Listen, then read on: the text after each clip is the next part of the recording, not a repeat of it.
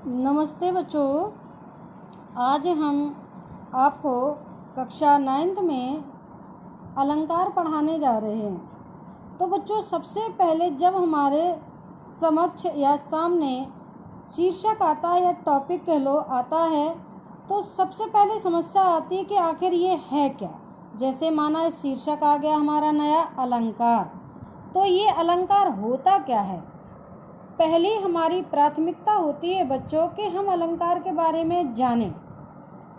तो अलंकार बच्चों दो शब्दों से मिलकर बना है, एक अल और दूसरा कार। एक अल धन कार, दो शब्दों से मिलकर के बना है। अल का अर्थ होता है भूषण और कार का अर्थ होता है बाला या करने वाला, अर्थात जो अलंकृत करे, अर्थात जो अलंकृत करे या शोभा बढ़ाने में जो सहायक हो, वही हमारा अलंकार हो गया।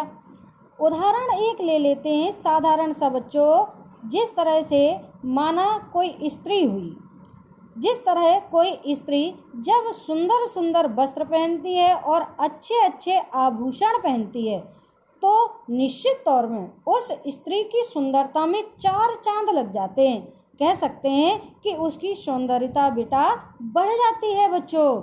उसी तरह से अलंकारों के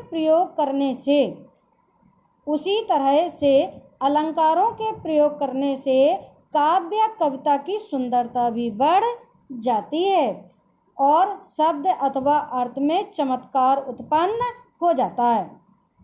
अब हम इसकी साहित्यिक भाषा में जो परिभाषा है उसको देखते हैं बच्चों, या उसको सुनते हैं। ध्यान पूर्वक सुनिएगा। काव्य के शब्द तथा अर्थ में, काव्य या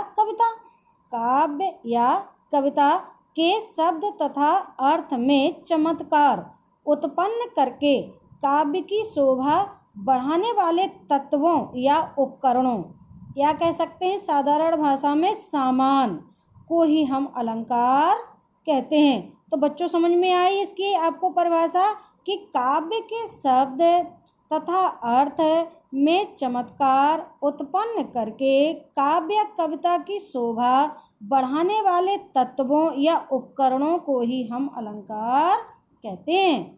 अब आ जाइए बच्चों अलंकार के भेद। तो अलंकार के बच्चों दो भेद होते हैं। एक तो होता है शब्दालंकार, दूसरा होता है बच्चों अर्थालंकार। अब शब्दालंकार क्या होता है? तो शब्दालंकार वह अलंकार है जहाँ पर काव्य या कविता में शब्दों के माध्यम से चमत्कार उत्पन्न होता है। अब चमत्कार का क्या मतलब होता है? सौंदर्यता बढ़ जाती है, उसी को हम बच्चों शब्दालंकार कहते हैं। फिर से देखें कि जिस काव्य कविता में शब्दों के माध्यम से चमत्कार उत्पन्न होता है, वही हमारा शब्दालंकार कहलाता है। दूसरा देखें बच्चों अर्थालंकार।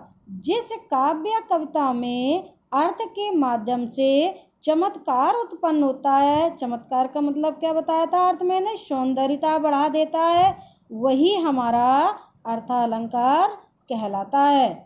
अब बच्चों शब्दालंकार के भेद देखिए। तो शब्दालंकार के 3 भेद बताए गए हैं। कितने भेद हैं बच्चों? 3।